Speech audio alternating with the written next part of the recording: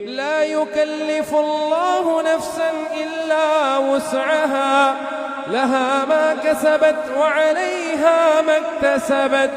ربنا لا تؤاخذنا إن نسينا أو أخطأنا، ربنا ولا تحمل علينا إصرا كما حملته على الذين من قبلنا. ربنا ولا تحملنا ما لا طاقة لنا به، ربنا ولا تحملنا ما لا طاقة لنا به، واعف عنا